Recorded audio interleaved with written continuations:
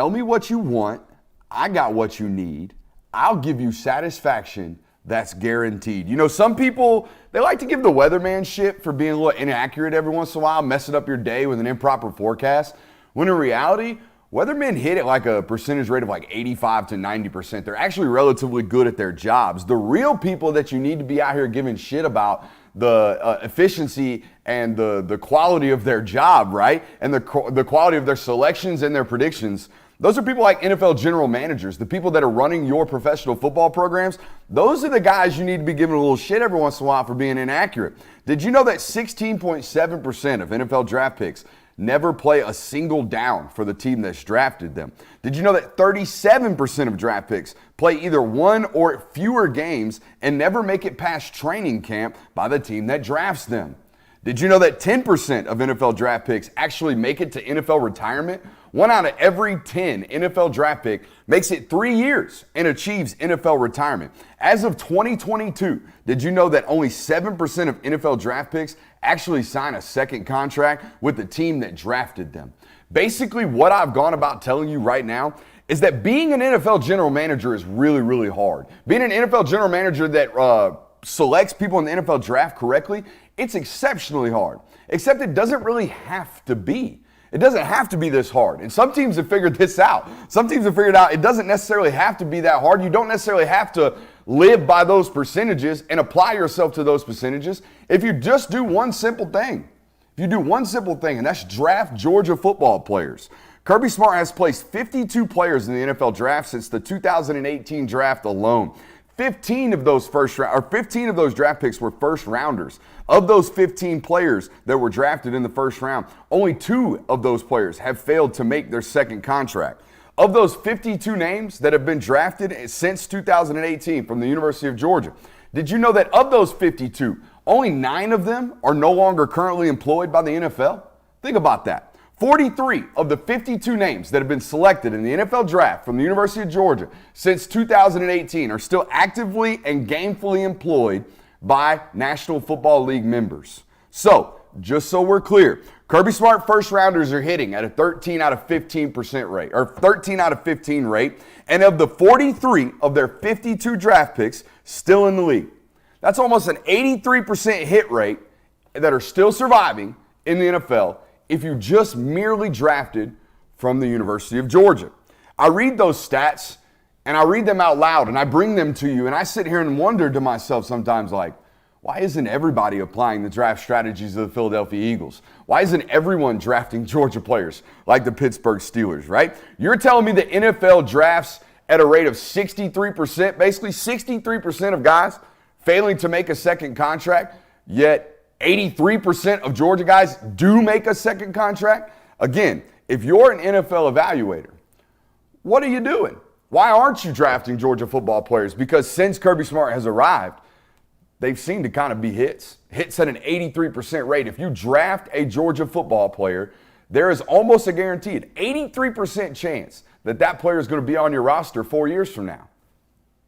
That's about as much of a given as we get in the NFL world with regards to draft picks. Ladies and gentlemen, welcome into tonight's show. Got a loaded one for you. We're going to talk about some great stuff. We're going to talk about the ESPN's Top 100 that came out today. We had practice observations today as well. It is Tuesday, so we're going to have our boy Terrence Edwards on here as well today. We're talking about some notable misses off that Top 100 list. And, of course, we're going to give you some observations from not only practice, but the media availability that we had with Oscar Delp and our guy, Marcus Rasimi-Jack. Saint, I want to welcome the boys in today. First of all, gentlemen, how are we doing? Doing fantastic.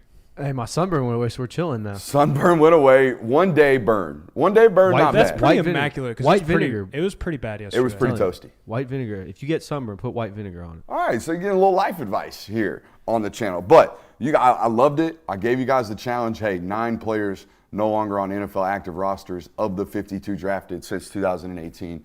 You guys made it highly competitive. So competitive that they didn't want to give each other their own answers.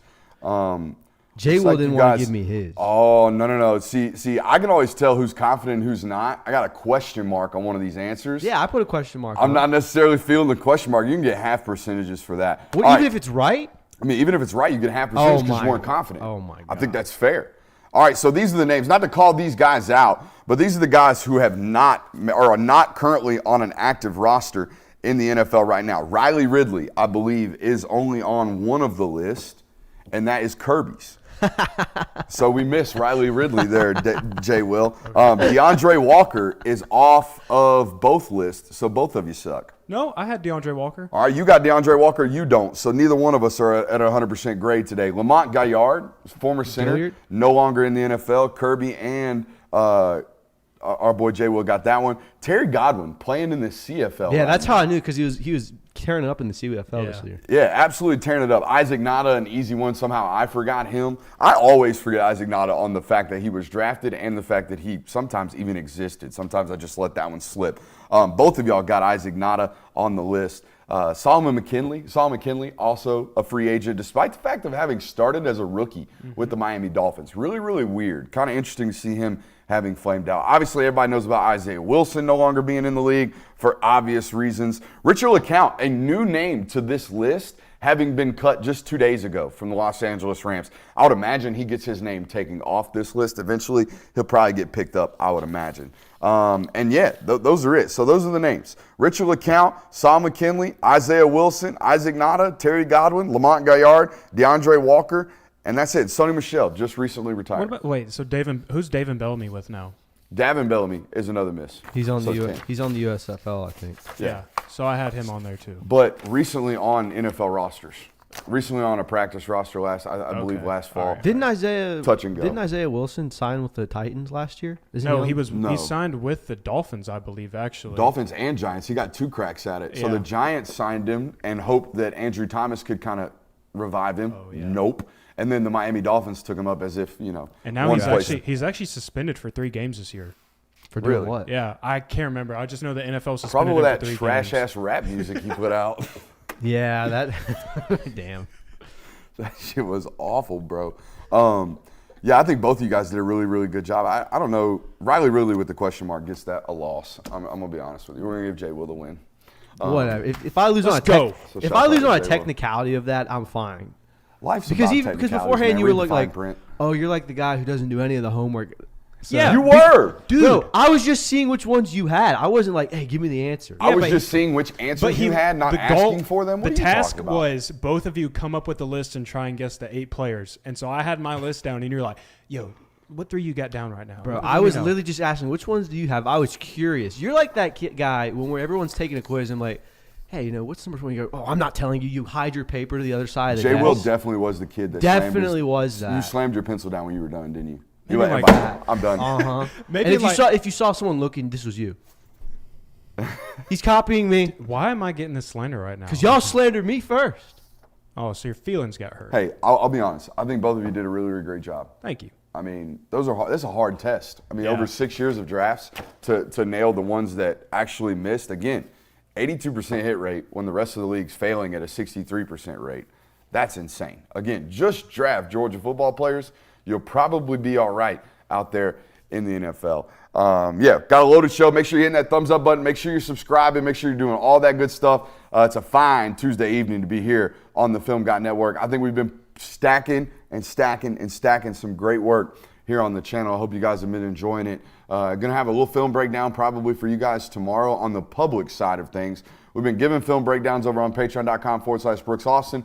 Think we're gonna debut our first national public film study regarding the Georgia space. Don't want to kind of tease too much of it, but it's some good stuff. Also have Terrence tonight. Told you guys about that. We'll get him added in around that 8:30 mark. But first, I wanted to talk about ESPN released their top 100. One of my favorite things to watch every single offseason is the NFL top 100.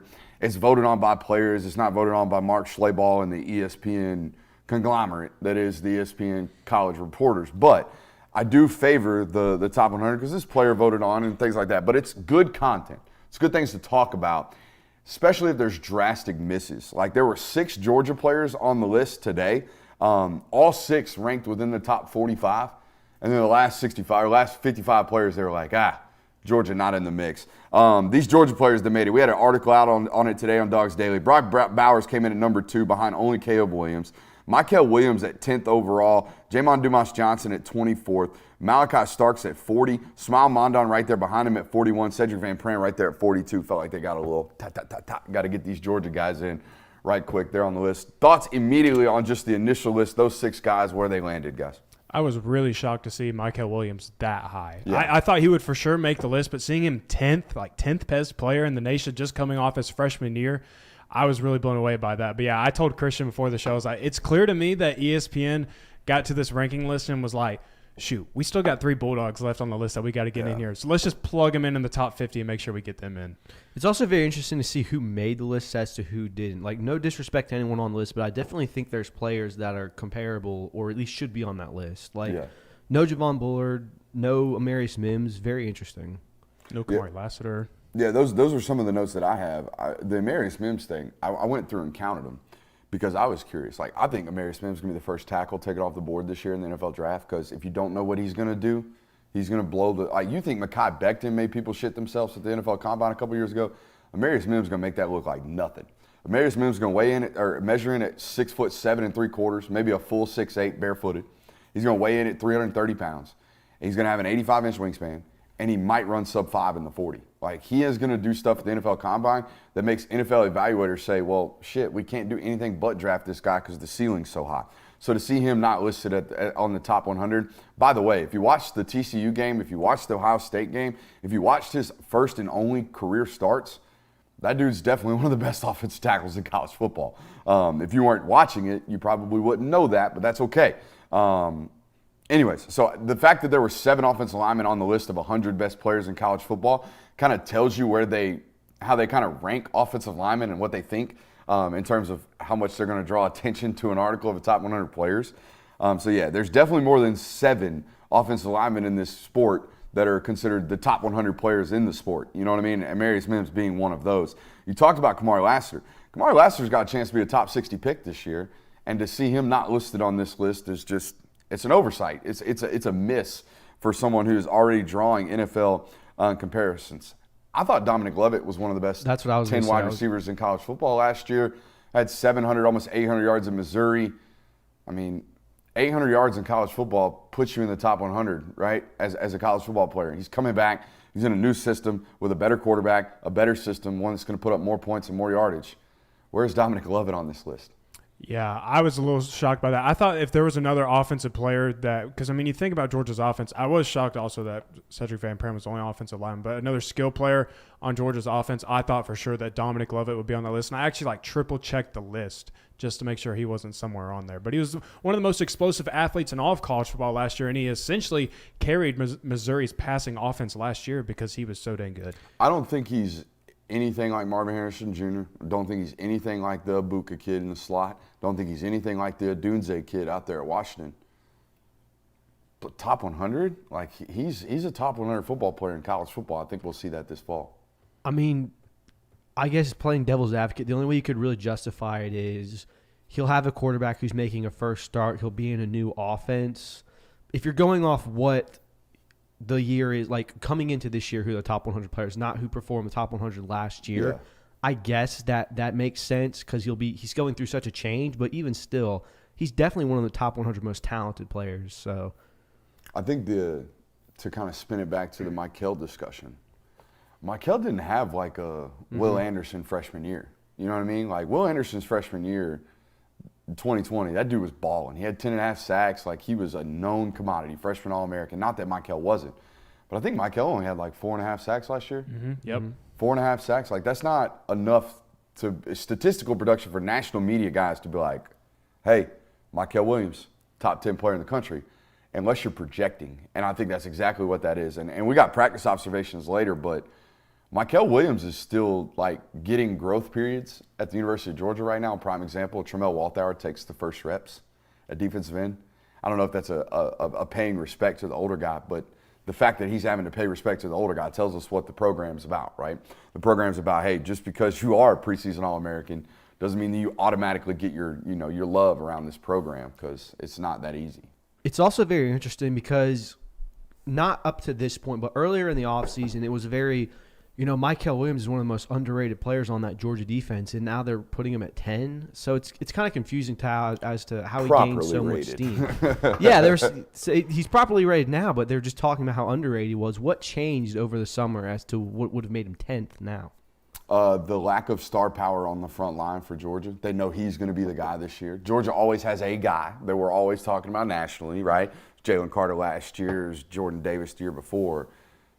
Now you've got him. Now you've got Mykel Williams as the next Georgia guy. And I'm sure a lot of this has to do with the fact that, look, Mark Schlabach is a Georgia graduate, the guy who is mainly in charge of writing this article.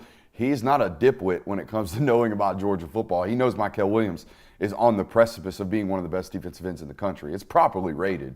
It's just there's a reason. You can explain why he feels the need to put him there at 10. You know which one's also interesting that was left off? Ladd McConkey. Yeah. There's articles about Saw the chat showing some love there's there. articles about how he could sneak in the first round, and he's not a top 100 player. All right. I don't know. I love Ladd McConkey. Let's not talk about first round. I'm just saying love. there's articles about that he could be a top 50 pick. Who wrote those articles? Fire him. I'll have to find them, but I saw something like that. Sam Block says he's the most underrated receiver. Lord. I don't know who Sam Block is, but I think He's I know what the Sam Ohio Block's State doing. guy that was. Yeah, he's the troll. Yeah, the troll. Yeah, I'll tell you troll. what, speaking of Mark Schlabach, he put an interesting tidbit at the end of the article that said that he wouldn't be shocked if Malachi Starks was a top 10 football player in college football by the end of the season. No, that's fair. I think Malachi Starks has an argument.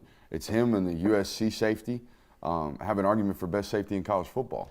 Yeah, So I stand right by that. and I feel like objectively looking at it, Malachi Starks had a much better freshman year than Mykel Williams. He was more active. So for him to be left off the top 100 list, It could also be a proximity to the football discussion. Like as football minds, we place precedence on defensive ends before we do safeties, just like we do quarterbacks before we do centers. You know what I mean? I think like 3 or 4 of the top 20 players were quarterbacks, right? Yeah, Caleb there's a lot Williams, of Drake them. May, Yeah.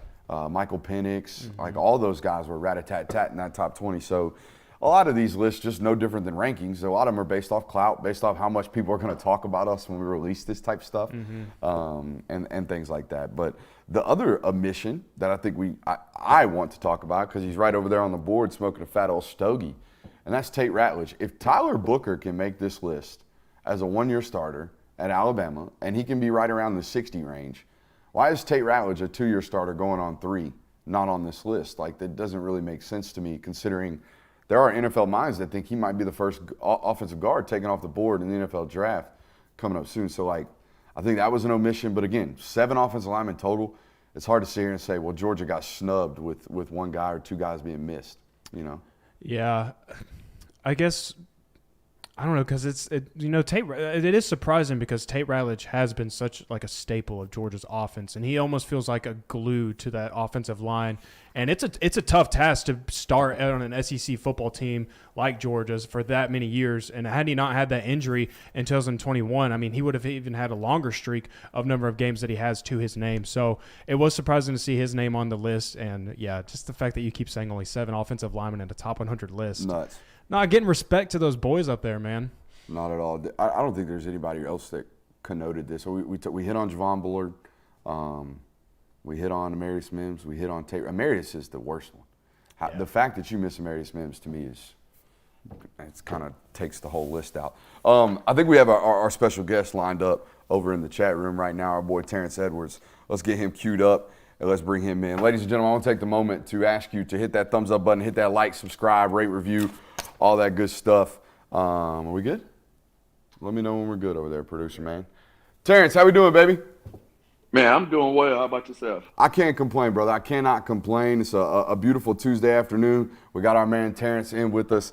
Excited that you can be here with us again today, man. I appreciate you doing this all year, man. It's been big for the network, and it's been fun to have some chats with some football knowledge attached to it. First question I got for you. They did some wet ball drills. They have been doing some wet ball drills at the University of Georgia this kind of summer into the fall. Don't know why, just to make it a little more difficult. There were some drops Saturday at the scrimmage, and it wasn't all due to the balls being wet, but I'm curious the thought process of like, hey, rain starts coming down, Terrence Edwards, the receiver coach. What are you telling your guys once the precipitation starts to hit the ground?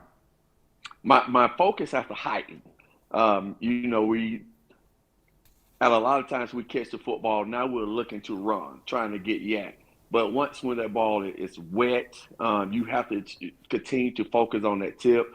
You have to continue to focus on catching the football first, securing it, and we make the yak yards will probably dissipate a little bit, but we just worry about catching the football. And I'm just telling my players right now, secure it, catch it, and we'll worry about everything else after that. I listen to the terminology when I listen to you guys talk. You talked about focusing on the tip of the football.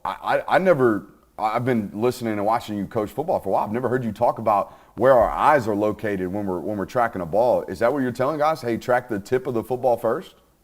Oh, yes. That's the first thing that I tell my guys, that we don't catch with our hands first. We catch the ball with our eyes first, hands second, then into the tuck. So you have to find the tip. That's why when you get a pass that's not the best and we call it duck, it's hard to catch those balls because we're focused on that tip, trying to get the tip into what everyone called it's the diamond. So you want to place your hands and trying to secure the tip of the football, and that will kind of help you catch the football naturally. I always train the eyes first. That's basically what you're telling. Like, if your eyes are right, you might end up being right in the long run. Hey, I remember I'd not discovered Pierce Spurlin, but the first time I ever saw Pierce Spurlin was over there at the Bubble. I think he was about 15 years old. He looked to me like Chris Durham. And I know that's a name that you know very well, Terrence, being a former Georgia guy yourself. But this idea of like a 6'5", 6'6", may even get taller kid who's playing receiver, but is built like a tight end. When you first saw Pierce Spurlin, what were your initial thoughts, man, and where did you think it would ultimately end up? I first saw Pierce, he's probably was in the 8th grade, and at that time he was probably about a 6'1" with natural skills. At that time, I didn't know where his body would do. His father and his sister, if you ever seen them, they're all 6'2", 6'3" range. So I didn't know what his body would do at that point in time, but once we continued to work and continued to train, we knew he would grow into a tight end. But he is that receiver that his body grew to be a tight end. He is a dog. He is fearless, and he's nasty. Let alone he has a natural set of pass-catching hands. That was going to be my next question to you. I remember taking him out for a workout and kind of filming it for him and having to teach him that day how to get into a tight end stance. I mean, he was 15, 16 years old. He'd never gotten into a three-point stance, had no idea how to do it. 18, 24 months later, he's on a college football SEC roster being tasked with blocking defensive ends, like college 24-year-old grown-ass men. How long, Terrence, do you think is a reasonable expectation to expect that player, right, who has never done any of this, to walk into college and be comfortable on the end of the line? Because eventually that's what they're going to ask him to do. Right. He's probably done another year away of being able to compete at that level. But I can tell you this, it's not going to be from a lack of trying. He is nasty. He is dirty. He's going to bite. He's going to scratch. Like, he's going to do everything in his ability to win that rep. Right now, he's just probably not naturally strong enough and just haven't had the amount of reps like Lawson had at Norcross, Lawson Lucky. Just two different positions that their schools asked them to do. Lawson has been blocking defensive end linebackers his whole high school career, where Pearson was lined up in the slot on the outside. They used his skill set a little different. So it's probably going to take him another year, but once he gets strong enough and big enough, he has the attitude to go with it. Yeah, it was funny. Pierce was playing much more of like a traditional X receiver role at North Walton High School and even at Walton before he transferred down there to North Walton. Whereas, like you said, Lawson was a glorified offensive lineman for the first 2 years of high school football, it felt like. Like, everyone knew, hey, this Lucky kid is going to be really, really good. He moves great. Going to be a Power 5 football player. But Norcross don't throw him the ball. We had to see Lawson catch the ball and run around in 7-on-7 to truly evaluate him and try to see what he would transition like into college football. So the transition from a blocking standpoint has been really, really easy for Lawson. Unfortunately, sounds like he's suffered an injury in camp. We'll have more details over on Dogs Daily shortly after the show, collecting some information on that. But nonetheless, hey, I got one for you. Okay, I know you played long before the portal was a thing, but you have emotions just like anybody else, and you play professional football, and you understand how this business works, and you understand that it's a talent acquisition business, right? We're always trying to get better players than we have now. That's the whole purpose. So when you look at a kid like Marcus Rosemi-Jacksaint, right, gets an opportunity to play his freshman year, has a brief moment in the spotlight of like, hey, this guy might be really good. Boom, immediately gets hurt. Now spends a couple of years behind guys like A.D. Mitchell, George Pickens finishes career out, and now it looks like it's going to be Marcus's time. And then all of a sudden, Robert Thomas transfers in. This guy that everyone thinks is going to be really, really good, might be an NFL football player. What would your mind and what would your thought process be if you're a 22-year-old kid, and as soon as it seems like your chance is here, boom, hey, you got more competition that you got to beat? Right. Everyone is probably was in his ear like, man, you need to transfer. Here's an opportunity. You at UCF or somewhere else in Florida, wherever opportunity to present itself to go and be the guy. And we're receivers. We all want numbers. But I tell you this, Brooks, man, I had a conversation with, I think it was Brian McClendon, and probably other coaches there. I think Marcus is going to have a 5 to 8 year NFL career because he is a demon on special teams. A demon. He is their best special teams player by far. And when you have a guy that is a natural receiver who can go out and make tough catches, I think I seen a stat where he hasn't had a drop in 2 years, or something like that. But when your fourth or fifth receiver can be your best special teams player, Matthew Slater up in New England, he can play for a long time. And he's the head hunter on the kickoff team as a wide receiver. So when you have a guy like when coaches come in, I don't know if he would get drafted. I don't know. It'd be a late. But when coaches come in and they turn on that film and they show him the team, his special teams ability, along with his receiving ability, he could play 5 to 8 years in the NFL, being a special team demon and occasional wide receiver. I think 5 to 8 year career in the NFL is going to be great. I think Marcus is, and I've never talked to him about this, but listening to him talk, I think Marcus is meant to be on this earth to be a football coach. If you listen to Marcus talk today in his media availability, like we got the chance to, just listening to him answer questions like, hey, what is your thought process on the three-peat? And as soon as the question's answered, or asked, he's like shaking his head. He's like, we're not thinking about that. He answered the question about three-peats almost like as if a carbon copy of Kirby Smart. Not only that, the way he's approached his career, what you're talking about, buying in on special teams, not transferring, not worrying about when I'm going to get my time. He's very unlike most 21, 22-year-old kids that play his position in particular. And when I hear young men think like that, and when I hear the obvious influences that coaches have had on their lives, almost guarantee that individual is going to be a football coach, right? Why are you a football coach, Terrence? I like to impact kids. I like to impact young people's lives. That's why I coach. And you probably have that affinity for impacting young lives because your life was impacted as well, I would imagine, right? Oh, most definitely. Did you just think about this, Brooks, about him not transferring? There's a culture thing that Kirby has really established. You think about the 2021 team and all those guys that got drafted off that defensive side of the football. All those guys waited their turn. Yep. None of those guys started as a freshman or a sophomore. They really started as a junior and a senior, and they all went first round, second round, third round. Channing Tatum, I heard you talk about him one time. I don't know if he ever started a game. I think he did start a few games that last year, but went it as a third rounder. Yeah. So if you could go in and stay and just understand that stats don't get you drafted. Winning awards don't get you drafted. Your potential as a football player get you drafted. And those guys, waited their turn, understood the assignment, and it paid off for them in the end.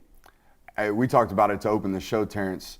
The hit rate right now. So since 2018, Kirby Smart's had 53 guys drafted in the NFL.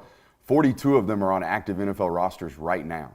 So wow. Just the ability to graduate from the University of Georgia, play at the University of Georgia, and then have a consistent career in the NFL, it almost seems like a guarantee in an industry that does not provide those. You know what I mean? Like This isn't a sport that provides guarantees from a draft perspective. Terrence, I'm curious because I have my concerns about what the roster looks like and where they might be weak. You know, I think it's an interior defensive line. If I were to point at one thing, I was like, hey, they've got to not necessarily get better, but they've got to be solid right here. And those guys have to play at a high level for them to match the performances that they've had in the last couple of years. When you look at this roster, when you read what you read or listen to what you hear and all that good stuff coming out of camp, do you have any concerns about this roster entering the season? I don't. I just think they have recruited so well that the talent is there. I think this defensive class that just was brought in is probably the deepest that Kirby has brought into like the pass rushers. One thing that I thought that we had a guy that could go get the quarterback, a la Will Anderson, like Nolan Smith, without bringing 5 or 6. Yeah. And I think we have done that. The linebacker crew that we brought in, the secondary crew that we brought, like I think we're very, very deep on the defensive side of the football, and it takes a defense to win championships. So I'm not really worried about the talent because nobody redshirts anymore. Now it's just about those guys being able to go out and play a SEC schedule and hold up college life. And we know the college life means everything that's outside of the butt smear. That's classes, that's social life. Can those guys just understand that you're here to go to school first, play football, then social life, and just keep your nose clean?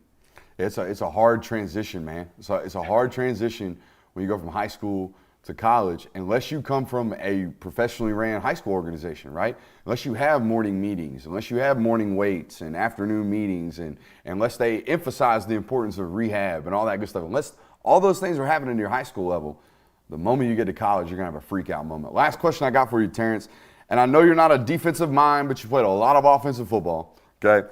What in the hell would you do with Brock Bowers? Defensively, I'm going to combo him. I'm going to try to have one high, one low, and like as a defensive coordinator, I've talked to a lot of them. You have to try to take away something. Yeah. Like if you try to take away too many things, then there's a lot of mistakes that's going to happen, and your defense is not focused on these are the keys to victory. So if I'm a defense coordinator, everybody else, I know we're very talented. Brock is not going to beat us. We're going to make Marcus beat us. We're going to make Ladd beat us. We're going to make Dominique Love beat us. We're going to make the running game beat us. But the best player on that team is Brock Bowers by 4 offensively, and he's not going to beat us. So I'm gonna try to a linebacker and a safety over the top, but I'm gonna double him as much as possible. Yeah, saw a bunch of teams try to high-low him, and I think what we're about to talk about next is just, I mean, him being so versatile messes up your personnel count to terribly. So it almost becomes a chess match before the ball's even snapped of how we're gonna, even count what the bodies are on the field, and we're gonna talk about that here in just a second. Terrence, baby, I appreciate you for being here, man. We'll talk to you next Tuesday, okay? Look forward to it. Yeah, man, we'll see you. Hey, Terrence friggin' Edwards, all-time leading receiver, University of Georgia. Don't know how much longer that stat's going to hold. Hey, how many more yards does Bowers have to run down to chase Terrence? Isn't it like 1,100? The all-time career? The all-time career yardage. I think it might be 1,200 yards this year. I don't know if it's going to happen. I mean, he was like 65 away from breaking the 1,000-yard in a season last year. Correct. So. He almost broke the 1,000-yard mark last year. Obviously an incredible football player, as was Terrence Edwards. Hey, Terrence Edwards, let's give him 3. All right, got a concept of the day for you guys. I can't believe I'm wearing pants. Wearing pants on this network for the first time ever. Can you believe it? Somebody told me, quit wearing black. You look like a floating head. Ain't really worried about it. Can you give me an Epic pen over here right quick? So the problem with Brock Bowers, all right, there's a lot of problems. Guarding him's one thing.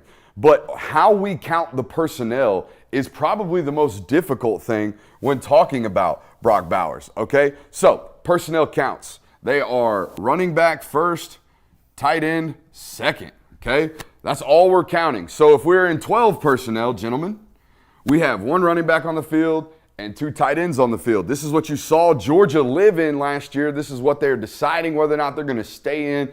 this year. But I'm here to tell you, it don't matter. It's not going to matter. Whether or not you call this 12 or whether or not you call this 11, you're going to be wrong, and here's why. Okay? When I have a move tight end, all right, not an inline tight end, when I have a move tight end, like Brock Bowers, let's call him 19. All right? We're not even going to label him anything else but 19.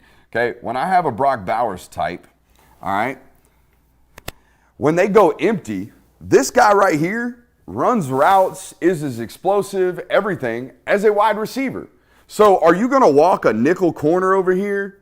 Are you going to walk your linebacker out over here? Are you going to count this as 10 personnel? Or are you going to count this as 11 personnel? It doesn't really matter because everybody plays nickel against 11 anyways, but if you want to count at 10, you might have to play dime. All right, these are discussions happening in defensive meeting rooms. Now, here's where it gets really, really difficult. Let's say they take one of these slot receivers off the field. All right, let's say they take one of these slot receivers off the field. We're going to mark him out. And let's say they add in Oscar Delp. Well, now technically they are in 12 personnel, right? They have 2 tight ends on the field. But hey, guess what? This dude right here, he runs a 4.5. And they've been openly talking about potentially playing him at running back this year. In fact, they've already done it. They played him at running back last year against TCU. You know why? Because of this principle right here. Do you now count this as 12 personnel or is this 21 personnel? Well, I'd probably count it as 21 personnel. But, oh shit, he can motion back out. Now we're back in 12 personnel. So, why does this matter? Well, this matters because we don't know how to count it. And if we don't know how to count it as a defense, we don't know how to defend it, right? This is the whole key. It doesn't really matter. It kind of does. It kind of does if Oscar's good enough to play end-of-line tight end, play that Darnell Washington role. But here's the thing about him. Here's the thing about 4 that's different than 0 last year, right? 4 can do all of this move tight end stuff that Oscar can, or that Brock Bowers can. He can't do it as well, but he can do it. So here's the deal. They might put your ass in 12 this year, right? They might be in 12 this year. They might line up in it, okay? And then all of a sudden, they're going to bump this dude out and put him in the slot.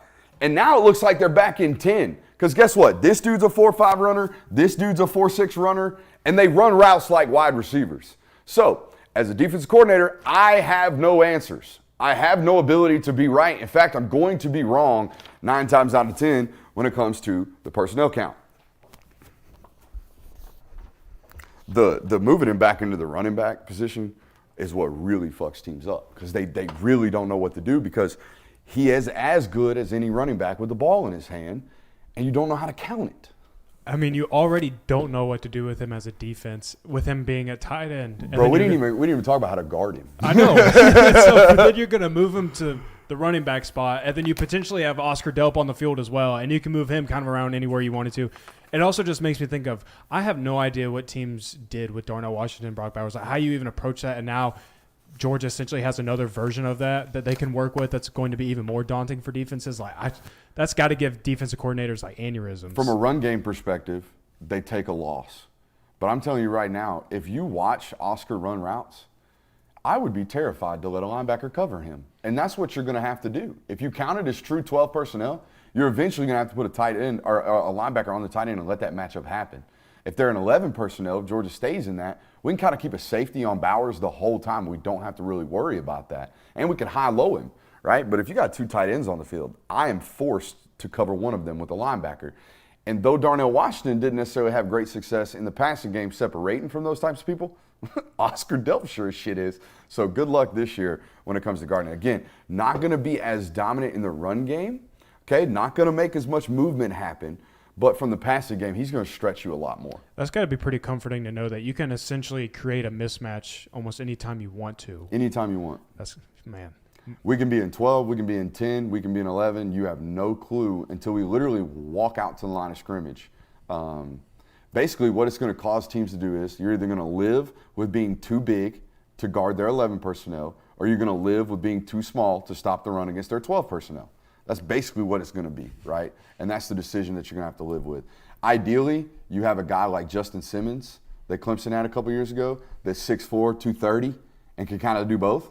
But there's not a lot of those roaming around in college football right now. There's only one, really, that can probably do all of these things, and it's Harold Perkins, and you want him rushing the passer. So what are you going to do?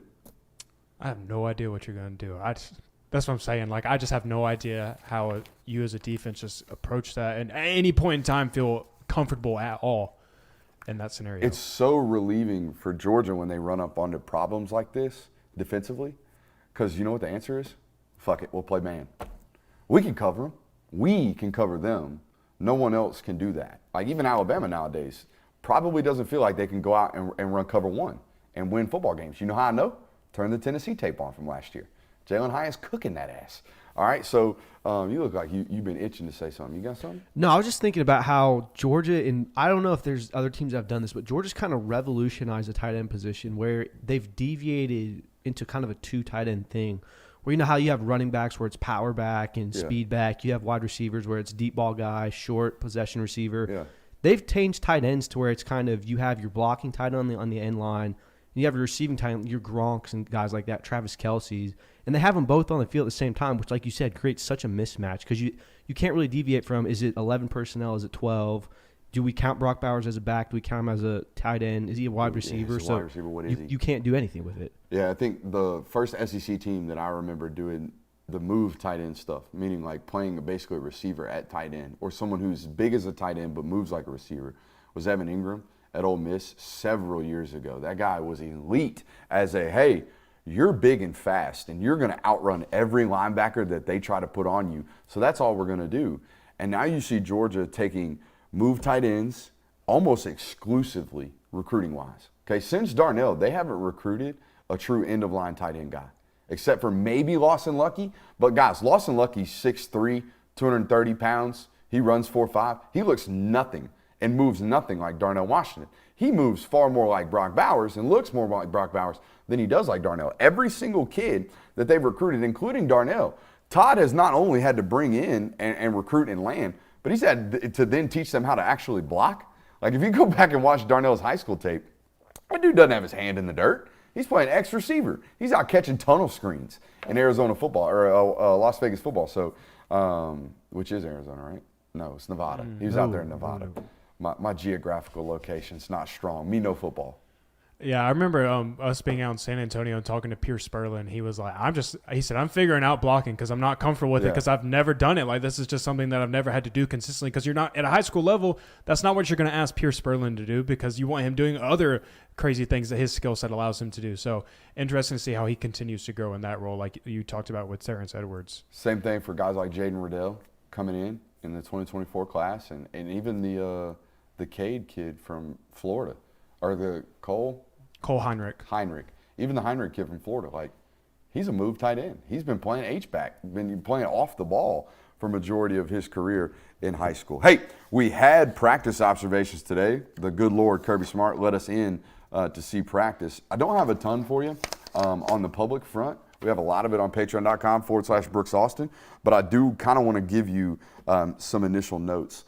Kamari Lassiter was in a non-contact jersey again today, so it's the foot, and it's not a problem. He'll be back. He was in the individual period. Looked like he was moving like himself, okay? Was a full participant in individual period. That's to be noted. He wasn't like a Branson Robinson participant. He was a full participant. Branson was just kind of standing during Indies today in a non-contact jersey. Kamari was active and willing participant in practice, so that's good news there. And I don't even know if to call this bad news. You can look at this one of two ways. One way to look at it is this time last year you had the same exact battle, right? Keely Ringo's our starting corner. Who's going to be the other guy? Kamari Lassiter snatched that son of a gun from the day spring practice opened until fall camp started and ended. That was going to be the guy. He walked in there like an alpha, said, I'm going to win this job, and by God, he won the job. They don't really have one of those right now, okay? They don't have a guy that has stepped up and said, this is my job, and gone out and practiced like it. Now, is that a negative, or is it because they have 3 or 4 guys that are competing and willingly competing and kind of close, and they're that talented, right? So you can look at this discussion. You only have 1 corner, or you have 5 corners. That's one of 2 ways to look at this. I've always looked at it as, hey, if you got 2 quarterbacks, you don't have 1, right? That's what everyone tells me about the quarterback position, so why don't we talk about that way with positions like corner? Guess what? Georgia doesn't rotate corners. They haven't since DJ Daniel and Tyson Campbell were on the field, okay? So they don't do it. So someone's got to win the job. Someone's got to snatch the job, take the job, and no one's really done that. We came into camp, and the idea was that Dalen Everett, Julian Humphrey, and Nyland Green were going to compete as the upperclassmen for this job. Guys that have been in the program, those 3 guys are going to compete for one spot. And then A.J. Harris, the really talented freshman, hey, we might give you a chance, but you're going to have to earn it. And then we go out to practice today, and guess who's running with the ones? A.J. Harris and Nyland Green. Okay, because Kamari's not playing. So both of them are on the field together. And it's A.J. Harris and it's Nyland Green. And it's Dalen Everett and Kamari Lassiter taking, Dalen Everett and Kamari Lassiter taking the twos reps, not Kamari, Julian Humphrey taking the twos reps at corners. So now, I've always talked about practice observations with this note in mind. Kirby only lets you see what he might think you want to see or might want you to see. So maybe Kirby wanted us talking about A.J. Harris being a starting corner to motivate some other guys. I don't know. But I'll tell you this much. A.J. Harris about took somebody's head off in competition period, all right, and tackling in the space period, the screen drill period that they open up practice with every day. A.J. Harris about took someone's head off.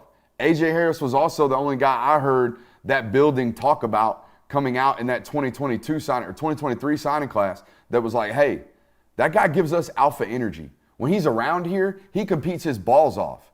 And that's like prerequisite number 1 to start at the University of Georgia. You have to compete. And every single time as a commit that A.J. Harris came to campus last summer, guess what he was doing? He was strapping his cleats up and competing because that's just what he does. So if that's what your pedigree is and we're waiting on someone as a coaching staff to take up the reins and say, this is my job, well, I'm not saying A.J. Harris is going to win the job. I'm just saying that A.J. Harris has already surmounted enough momentum to be out there taking ones reps during practice and media availability today during practice. So don't know who's going to start opposite Kamari Lassiter September 2nd. I don't think they know. I don't know if that's a point of concern, but I'd be concerned if I were a defensive backs coach and I had 3 guys in Dalen Everett, Julian Humphrey, and Nyland Green who have been in my program for a long time, are immensely talented, and I got a 19-year-old kid pushing them, right, for their job that they've been clamoring for a while now. Yeah, I was listening to Jason Kelsey and the brothers podcast, and they were talking about who talks the most trash on the football field, and they were talking, and Jason Kelsey's like, it's defensive backs without a doubt, because they have to have that personality. Like, those are the types of people that you want on the field. You want those alphas, like you're mentioning. So hearing stuff like A.J. Harris, that's the type of stuff you do want to hear. A guy that is an alpha, the guy that's coming into that room and he's asserting himself very quickly, but at the same time that you're not hearing a guy like Nyland Green or Dalen Everett or Julian Humphrey kind of inserting themselves and being that alpha like Kamari Lassiter was. That is kind of maybe a little worrisome, but I mean, it kind of goes both ways with A.J. Harris. Or maybe they got 4 alphas. Yeah. Which again, or maybe history tells us not the odds, right? If there was truly, it can't be 4 alphas. Someone's got to be a beta. You know what I mean? What's up? You could look at it in a negative standpoint. You could also look at it kind of how last year went with Malachi Starks, whereas, well, we've got David Dane, we've got Tyke Smith, we've got all these other guys, and our freshmen's winning out. I think Malachi Starks was definitely the clear and cut starter for that. It could be the same with A.J. Harris. You also are going to have plenty of time to figure out who's who, because you're going to get 3 games, essentially, of beating the hell out of shit-can teams to say, okay, this corner performed well. I mean, everyone on that roster is going to play at some point in the first 3 games of the season just because they're no one. So it's not – I don't think it's something you need to ring the alarm about. It is something to pay attention to. That's the key. Pay attention to it, right? We knew going into camp this was going to be an extended battle, that it might carry out even, like you said, beyond the first game because of the schedule. 3 of the first 4 games against non-Power 5 teams, and the 3rd game being at home against South Carolina. I would imagine you see, like you said, them play multiple guys there. But at some point, someone's got to take the job because, again, they don't do this. They don't typically rotate. Keely Ringo, 4th-round draft pick. Amir Speed, 6th-round draft pick after going to Michigan State. He wasn't that much worse, okay? He really wasn't. But they gave Amir Speed the opportunity. They didn't rotate him after that, right? Keely Ringo got the start eventually after Clemson, okay? And then didn't let up on the job. So Amir Speed had to transfer. Like, that's normally the reality of this room at the cornerback position. Don't have any reason to believe otherwise other than Austin Blacksky gave it a good run. But I think Ernest Green's pretty much penciled in at the left tackle position. And I think he's going to be a good one. There has been some rumors and some speculation that his pass protection skill set has not caught up with what he is as a run blocker. If you go back and watch our evaluations of him coming out of high school, the first thing we talked about was his hands. He's got extremely heavy hands. can be a little bit of a waist bender, doesn't have necessarily the fleetest of foot that is possible at the left tackle position.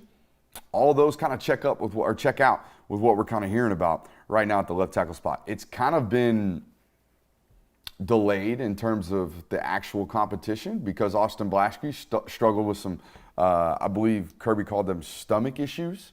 I think there was some dehydration things going on for a couple of days. Basically, when I hear that, that's what I think about. Like even the Julian Humphrey stuff. Julian Humphrey was throwing up Saturday during the scrimmage. Sounds like a dehydration issue. Sounds like maybe even an overhydration issue. Drank too much going out there because we didn't drink enough coming, before we got out there. That kind of deal. But I do think that's an obvious observation. Normally, if there is a legitimate position battle, by now we would have seen the other guy during media availabilities, right? It goes back to that statement earlier. Kirby lets you see what you need to see and what he wants you to see. We haven't seen any type of, hey, today's Austin Blaschke's day to take reps with the ones. During pre-practice or during actual practice or during Indy, we haven't quite seen it. So I think we're pretty good to pencil in Ernest Green. A guy we talked about during the spring, particularly during G-Day observations when we went and watched the film, Terrence Foster, okay? A name that you need to remember at the linebacker position. Now, we've talked about that linebacker room a lot, how they believe they got 6, maybe 7, hell, maybe even 8 NFL football players in that room.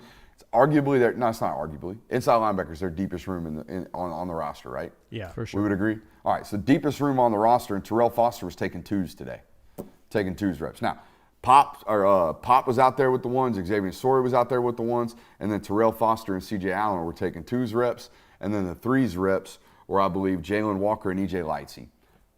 Take it what you will. I don't know, but a walk-on named Terrell Foster is going to play this year. Okay, he is. He's going to play special teams too because he's a bullet on special teams. So that's a name I'd be paying attention to. Great story. Former walk-on. I think he still is a walk-on on the roster. Comes from IMG Academy, so understands how to play football, understands all that good stuff. The other thing, we talked about it a little bit earlier. Tramel Walthour getting the first team reps at defensive end. I don't know if I've done a good enough job explaining the vital role that Tramel will play on this defense this year. I had one source compare him to the Stetson Bennett of the defense this week because he's 27 years old. He's a grown man. He's an adult. He knows how the system works. He knows how the culture works. He knows how to practice, all right? And those are really, really important things, and those will keep you level-headed as a defense throughout the year with an old head like that. We talked about him a little bit already, but I think Pierce Sperlin is figuring it out a little bit. All right, this isn't a guy. I know Terrence talked about him being like nasty and gutty and don't take no shit, and that's what he is. Don't get me wrong, but it ain't a dude that's been like practicing against guys for a long time. This is very, very new to him with regards to I'm not the best football player on the football field, and sometimes that can come with a little bit of correction period. Right, we have to adjust. Adjustment period, I guess, is the right word. But when I watched him practice today, man, he was a rep hound, okay? He was absolutely getting every rep he possibly could. He was finishing through the echo of the whistle, playing aggressive and playing, like, firm. And that's something that not a lot of people, I think, expected out of Pierce. The first fall, particularly, remember, this is a guy that didn't even practice in the spring. It's a guy that didn't even have an opportunity to practice because he was rehabbing from a shoulder injury. So hearing and watching that, and seeing that firsthand, right? Kirby doesn't give a lot of praise on the microphone. He gave Pierce Sperlin praise multiple times today during, blocking in space drill. I think that's important to notice. The other observation, and it's been one we've kind of had throughout the offseason, particularly since this kid's enrolled this January. Jonah Aguero and Taki Smith are going to do this. They're going to do this all week. All game day, all Saturday, every Saturday, they're going to be flip-flopping. They're going to be changing in and out depending on what the defense needs that possession, what the defense needs that drive that week, that game plan, whatever it is. Jonah Aguero, Taki Smith are going to be rotating as star. Sometimes we go out there, Taki's taking the quote-unquote ones reps. Sometimes you go out there, Jonell's taking the ones reps. Here's what it's going to depend upon. Are we zone matching today? Are we playing true cover man-man? If we're playing true man-man, Jonell Aguero on the field. If we're playing zone match, Taki Smith on the field. Hey, we got a football team that's really run heavy. We're going to play Taki Smith, great tackler, right? That kind of deal, that kind of adjustment is going to be based off game plan and who fits the game plan best. It's the reason why that room, the star position room, probably the most vital for this defense because it's where their multiplicity comes from.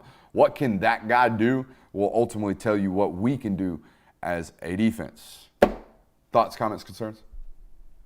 I did kind of want to ask a question. I know we're kind of crunched on time, but going back to the Ernest Green conversation, you're saying that he's already kind of solidified himself in the run game as the pass pro. Being an offensive lineman, is if you had to pick one that you would already want to be better at and then have to teach him, would you rather it be the run or the pass? Yeah, so I would rather know for a fact that I can get movement, meaning like I can move guys off the ball because it's a strength requirement, right? Pass protection is very much so an athletic requirement. You're either good enough to do it or you are not.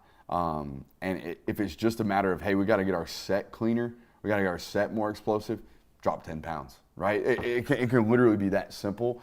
Sometimes it's just a rep thing, like we got to take more reps. But if you are on the line of scrimmage and you can't create movement, meaning you hit somebody and y'all are stalemating every single time, I find it hard to play you. I find it really, really hard to play you. So, yeah, if I had a preference, I would take the guy who can make movement at the point over the guy who's getting – no movement and is solid in pass protection, particularly for what you are.